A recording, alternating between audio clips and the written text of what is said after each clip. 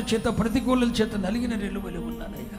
మరణ ప్రదేశంలో ఉన్నానయ్యా. చీకటి ఛాయల్లో ఉన్నానయ్యా. తృణీకరించబడిన గలలియ లాంటి జీవితంలో ఉన్నానయ్యా. సమస్యల చేత నలిగిపోయిన అనుభవంతో నలిగిన రెల్లు వలె ఉన్నానయ్యా. నా జీవితంలోని ఒకసారి రండి, మా బ్రతుకులలోనికి ఒకసారి రండి అని మీరు ఆహ్వానించగలిగితే తృణీకరించబడిన గలలియలోని నలిగిన రెల్లు వంటి కానాలో జరిగిన విందుకెళ్ళిన దేవుడు ఒక్క మాటను చెప్పగలిగితే, యేసు నాలోనికి రండి, ప్రభు అయిన యేసు క్రీస్తు నన్ను దర్శించండి అని ఒక్క మాట చెప్పగలిగితే మీ జీవితాన్ని ముద్రించటానికి ఆయన మీ మిమ్మల్ని దర్శించబోతున్నాడు. యేసును ఆయన శిష్యులు నా వివాహానికి పిలువబడి నీ ఒక్క పిలువు.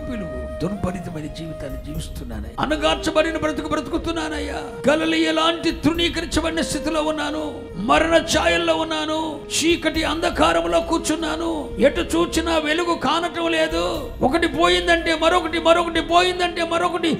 చీకటిలో తడుగులాడుకునే బ్రతుకుగానే నా జీవితం ఉందయ్యా. కానావలే నలిగిన రెల్లువడే ఉన్నానయ్యా. దుర్భరితమైన జీవితాన్ని జీవిస్తున్నానయ్యా. ఒక్కసారి మమ్మల్ని దర్శించండి అయ్యా అని చెప్పి ఒక్క ఆహ్వానాన్ని పంపగలిగితే నీ జీవితంలో ఒక సూచక్రియ చేయడానికి ఆయన ఇష్టంగా ఉన్నాడు. ఒక సూచక్రియ చేసి తన మహిమను వెల్లడి చేయడానికి ఆయన ఇష్టంగా ఉన్నాడు.